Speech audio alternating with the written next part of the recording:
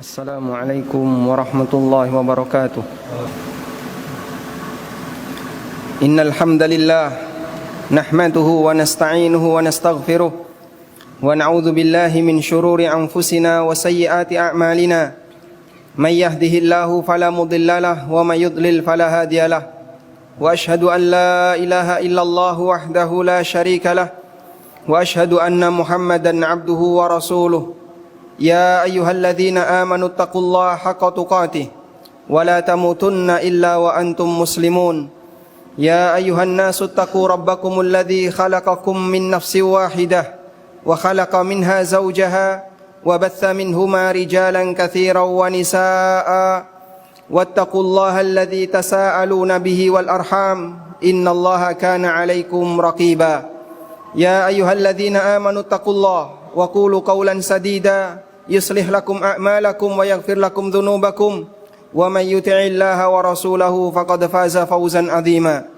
Amma ba'du fa inna asdaqal hadithi kitabullah wa khairal huda huda nabiyyina Muhammadin sallallahu alaihi wasallam wa syarral umuri muhdatsatuha fa inna kulla muhdatsatin fid dini bid'ah wa kulla bid'atin dhalalah wa kulla dhalalatin finnar. Wa usalli wa usallim ala nabiyyina Muhammadin wa ala alihi wa sahbihi ajma'in. Hadirin jamaah Jumat dimakan Allah Subhanahu wa taala. Pertama, layak kita bersyukur kepada Allah atas hidayah dan kemudahan yang Allah berikan kepada kita sehingga kita bisa melaksanakan ibadah salat Jumat di kesempatan siang hari ini dalam kondisi semuanya serba baik. Semoga Allah Subhanahu wa taala menjadikan ibadah kita diterima oleh Allah sebagai amal saleh yang ada hasilnya kelak di hari kiamat. Jamaah dimakan Allah Subhanahu wa taala, kita memahami adanya dua kalimat syahadat, isinya adalah pasangan, ikrar akan keesaan Allah dan ikrar akan status Nabi kita Muhammad sallallahu alaihi wasallam sebagai utusan Allah. Kita mengucapkan asyhadu an la ilaha illallah, bentuknya adalah ikrar untuk menyatakan Allah lah satu-satunya zat yang berhak disembah dan selain Allah tidak berhak untuk disembah. Dan kita mengucapkan wa asyhadu anna Muhammadan Rasulullah, dan kita bersaksi bahwasanya Muhammad adalah utusan Allah sebagai ikrar bahwa dalam beribadah kepada Allah kita harus mengikuti panutannya, kita harus mengikuti utusannya, panutan kita yaitu Nabi Muhammad sallallahu alaihi wasallam. Karena tidak mungkin seorang hamba bisa beribadah kepada Allah dengan baik tanpa bimbingan dari utusan Allah Subhanahu wa taala. Jika manusia dalam beribadah dibebaskan untuk melakukannya sesuai dengan cara mereka sendiri-sendiri, berarti sebenarnya mereka tidak butuh Nabi. Adanya Nabi sebagai konsekuensi bahwa mereka perlu penjelasan tentang bagaimana cara beribadah kepada Allah dengan benar. Karena itulah mentaati Rasul sallallahu alaihi wasallam sama dengan mentaati Allah, sebab mentaati utusan sama dengan mentaati yang mengutus. Allah Subhanahu wa taala berfirman, "May yuti'ir rasula faqad ata'a Allah." Barang siapa yang mentaati Rasul, hakikatnya dia mentaati Allah. Dan dalam beribadah kita diperintahkan oleh Allah untuk mengikuti sesuai dengan petunjuk yang Allah turunkan. Allah berfirman, "Ittabi'u ma unzila ilaikum mir rabbikum wa la tattabi'u min dunihi awliya." Ikutilah apa yang telah diturunkan dari Rabb kalian kepada kalian dan jangan mengikuti selain Allah Subhanahu wa taala siapapun orangnya. Sehingga dengan bimbingan inilah manusia ketika beribadah akan menghasilkan pahala yang maksimal, pahala yang diterima oleh Allah Subhanahu wa taala. Sebaliknya, ketika orang itu beribadah kepada Allah tapi tanpa didasari dengan panduan, tentu potensi kerusakannya lebih besar dibandingkan potensi kebaikannya. Karena itu para ulama mengatakan, man taqarraba ilallah bighairi ilmin fakana mimma yufsid aktsaru mimma yuslih. Barang siapa yang beribadah kepada Allah tanpa ilmu, maka potensi kerusakannya, potensi madaratnya lebih dominan dibandingkan dengan potensi manfaatnya. Salah satunya adalah orang yang beribadah kepada Allah atau melakukan perbuatan yang dia sangka bahwasanya itu bagian dari ketaatan kepada Allah, tapi justru sebaliknya itu memicu atau menjadi penyebab orang lain berbuat maksiat kepada Allah Subhanahu wa taala. Ada orang yang melakukan perbuatan yang dia sangka itu sebagai ketaatan dan ibadah kepada Allah, namun hakikatnya itu adalah perbuatan yang memicu perbuatan maksiat kepada Allah Subhanahu wa taala. Salah satu di antara contohnya Allah sebutkan di surat Al-An'am, yaitu sikap sebagian orang yang mencela Tuhan-Tuhan selain Allah dengan keyakinan bahwasanya ini bagian dari bentuk pengagungan kepada Allah. Namun ternyata sikap semacam ini memicu orang musyrikin, mereka mencela Allah, sehingga dengan sebab kaum muslimin mencela Tuhan selain Allah, menyebabkan non muslim mencela Allah Subhanahu wa taala. Allah Subhanahu wa taala ingatkan dalam Al-Qur'an, "Wala tasubbul ladzina yad'una min dunillah fayasubbullaha adwan bighairi ilm." Janganlah kalian mencela Tuhan-Tuhan yang disembah selain Allah, karena kadang itu menjadi penyebab orang kafir memberikan balasan dengan cara mereka menghina Allah, mereka mencela Allah Subhanahu wa taala adwam bighairi ilmin, diiringi dengan semangat permusuhan dan tanpa landasan ilmu. Sehingga ada sebuah perbuatan yang bisa jadi dianggap oleh pelakunya sebagai amalan yang bisa mendatangkan pahala. Namun ketika itu dilakukan dengan cara yang salah, justru hasilnya sebaliknya. Perbuatan itu bukannya mendatangkan pahala, namun justru mendatangkan dosa dan perbuatan maksiat. Di sini saya akan bacakan keterangan yang diucapkan oleh Ibnu Aqil, yang disampaikan oleh Ibnu Aqil dalam kitabnya Al-Funun. Peringatan yang beliau sampaikan, ada perbuatan yang menurut orang bodoh agama dianggap sebagai amal saleh, tapi bagi para ulama itu tindakan maksiat. Menurut orang yang tidak paham agama itu dianggap sebagai ibadah, tapi bagi para ahli ilmu, bagi para ulama itu adalah tindakan durhaka. Qala Ibnu Aqil rahimahullah fil Funun. Ibnu Aqil dalam kitab Al-Funun menyebutkan, "Kam min aqwalin wa af'alin tukhraju makhrajat ta'at indal 'ammah wa hiya ma'thamun wa bu'dun min Allah Subhanahu wa ta'ala indal ulama." Betapa banyak adanya ucapan dan perbuatan yang menurut masyarakat awam yang tidak paham agama dianggap sebagai bentuk perbuatan ketaatan, namun bagi para ulama itu adalah perbuatan maksiat dan semakin menjauh dari Allah Subhanahu wa taala. Lalu beliau menyebutkan salah satu di antara contohnya, mithlul qiraati fi aswaq yusihu fiha ahlul ma'ash bin nida'i wal bai'i wala ahlus suq yumkinuhumus sima'. Dzalika imtihan. Salah satu di antara contohnya, ada orang yang mengeraskan bacaan Al-Quran di tengah kesibukan manusia pada saat belanja di pasar. Mereka suarakan Al-Quran itu dengan suara yang keras di tengah masyarakat yang sedang belanja, sehingga tidak ada satupun orang yang memperdulikannya. Wa dzalika imtihan, dan itu hakikatnya adalah pelecehan terhadap Al-Quran. Mungkin bisa jadi bagi orang ini yang membaca Al-Quran di pasar, membaca Al-Quran di tengah keramaian, membaca Al-Quran di tengah kesibukan masyarakat ketika beraktivitas, dia berharap pahala dengan ibadah yang dia lakukan dengan membaca Quran itu. Tapi bagi para ulama, ini hakikatnya adalah pelecehan terhadap Al-Quran, karena dia baca di tengah orang yang tidak mau memperhatikan Al-Quran. Sementara Allah Subhanahu wa ta'ala berfirman, "Wa idza quri'al Qur'anu fastami'u lahu wa ansitu la'allakum turhamun." Apabila dibacakan Al-Qur'an, maka tenanglah dan diamlah, perhatikan Al-Qur'an, la'allakum turhamun, agar kalian dirahmati. Kasus yang sama juga pernah terjadi di masa Rasulullah sallallahu alaihi wasallam. Para sahabat mereka melakukan qiyamul lail di masjid Rasulullah sallallahu alaihi wasallam, di Masjid Nabawi. Satu orang, kadang ada yang sholat sendirian, ada yang berjamaah 5 orang, ada yang berjamaah 3 orang, dan mereka membaca Quran saling mengeraskan suaranya, sehingga satu sama lain mereka berlomba-lomba mengeraskan bacaan Al-Quran ketika sholat.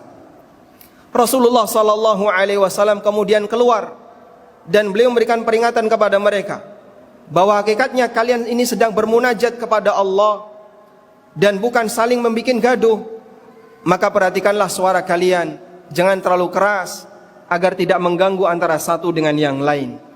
Bisa jadi orang ini bersuara keras dengan maksud agar sholatnya bisa lebih serius, tidak ngantuk, atau bisa dengan maksud agar membangunkan orang yang tidur, tapi ternyata Rasulullah sallallahu alaihi wasallam melarangnya. Dalam sebuah perjalanan kita dianjurkan ketika melewati tempat yang menanjak agar kita membaca takbir Allahu Akbar, Allahu Akbar, Allahu Akbar. Dan ketika kita melewati tempat yang menurun agar kita mengucapkan tasbih Subhanallah, Subhanallah, Subhanallah. Praktek semacam ini dilakukan oleh para sahabat. Pada saat mereka melewati jalan yang menanjak, mereka bertakbir. Dan saat mereka melewati jalan yang menurun, mereka bertasbih.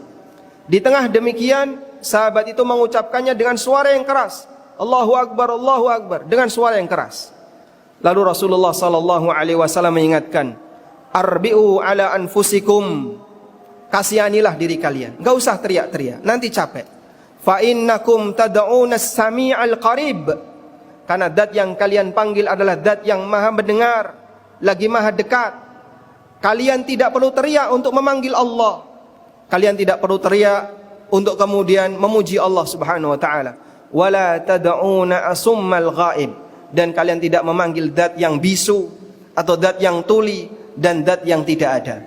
Sehingga jamaah dimulakan Allah, terkadang ada sebuah perbuatan yang dianggap itu sebagai sebuah ketaatan, namun sebenarnya dalam pandangan syariat kita, hakikatnya perbuatan itu adalah sebuah kemaksiatan.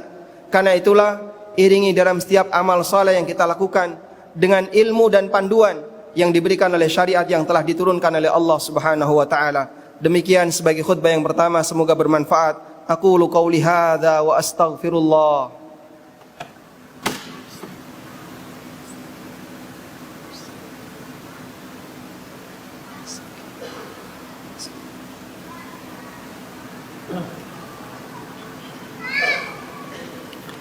Alhamdulillahi wa kafa, wassalatu wassalamu ala rasulil mustafa, wa ala alihi wa sahbihi wa man iqtafa, wa ashhadu an la ilaha illallah wahdahu la sharika lah, wa ashhadu anna muhammadan abduhu wa rasuluh.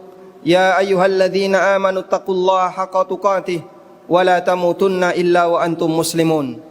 Kaum muslimin, jamaah Jumat dimakan Allah Subhanahu wa taala. Nabi sallallahu alaihi wasallam mengajarkan adab ketika orang itu beribadah, agar ibadahnya yang dia lakukan tidak sampai mengganggu orang lain. Salah satunya adalah ketika salat. Kita memahami bahwa melewati orang yang sedang salat, lewat di depan orang yang sedang salat itu dosa besar. Seperti apa ukuran dosa besarnya? Rasulullah sallallahu alaihi wasallam menyebutkan dalam hadis yang sahih, "Lau ya'lamul maru ma bainahu." Andaikan orang yang melewati orang yang salat itu mengetahui ancaman yang ada di hadapannya, lakana ayyakifa arba'in khairun lahu min ayyamurra baina man yusalli, atau kama qala sallallahu alaihi wasallam. Andaikan orang yang mau melewati di depan orang yang salat itu mengetahui ancaman besar yang Allah berikan kepadanya, maka dia akan lebih memilih untuk tetap diam walaupun selama 40 hari minimal, dibandingkan dia harus melewati di depan orang itu.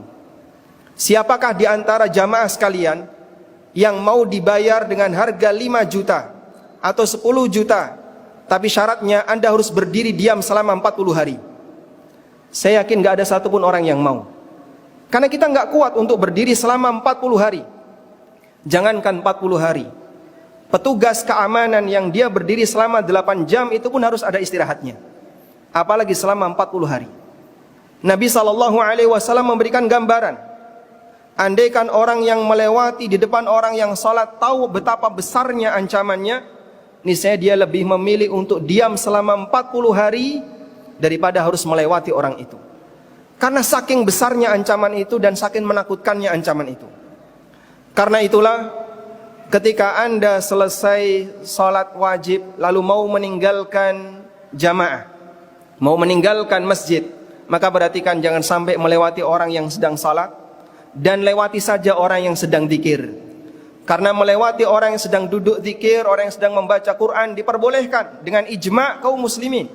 Tapi melewati orang yang sedang salat, apapun posisinya, baik dia berdiri, dia rukuk, dia i'tidal, apalagi ketika sujud, hukumnya haram berdasarkan sabda Nabi sallallahu alaihi wasallam. Dan selanjutnya, mengingat akan hal ini, maka jangan sampai kita menjadi penyebab orang lain lewat di depan kita salat. Bentuknya bagaimana? Salat di depan pintu, atau salat di tempat yang memungkinkan bagi orang lewat di depan kita. Hindari tempat-tempat yang sensitif untuk dilewati orang, sehingga menyebabkan orang lain berbuat maksiat disebabkan karena kesalahan yang kita lakukan. Masih banyak ruang dan tempat yang bisa kita gunakan untuk salat, sehingga tidak harus kita secara sengaja mengambil tempat yang di situ sebenarnya adalah tempat orang untuk lewat. Maka Anda bisa posisikan salat Anda di tempat yang aman. Jangan sampai Anda berada di tempat ketika salat di mana tempat itu mudah untuk dilewati orang lain. Dan perlu untuk diperhatikan, disebutkan dalam riwayat yang hasan bahwa orang yang sedang salat lalu dia dilewati oleh orang lain dan dia biarkan saja, maka pahala salatnya berkurang sejumlah orang yang melewatinya. Semakin banyak yang melewatinya, maka bisa jadi dia kehilangan banyak pahala karena dia biarkan orang lain lewat di depannya.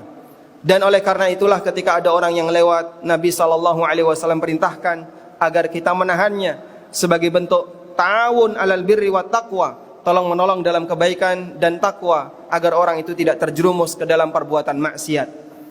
Demikian pula ketika seorang hamba sedang melaksanakan ibadah kepada Allah, membaca Al-Quran di masjid, maka Anda tidak perlu gunakan suara keras, karena ruang dengar ini milik umum.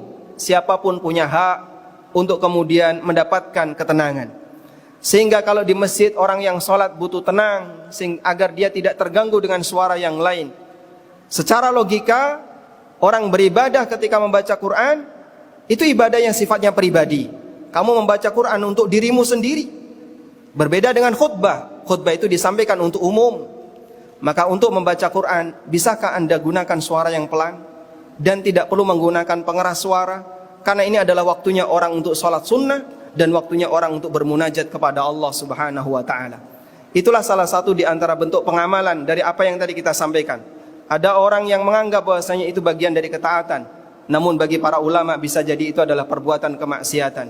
Kita memohon kepada Allah Subhanahu wa ta'ala bimbingan agar setiap amal ibadah yang kita lakukan sesuai dengan panduan dan panutan yang diberikan oleh Nabi sallallahu alaihi wasallam, dan kita berharap semoga ibadah kita diterima oleh Allah Subhanahu wa taala sebagai amal saleh yang ada hasilnya kelak di hari kiamat.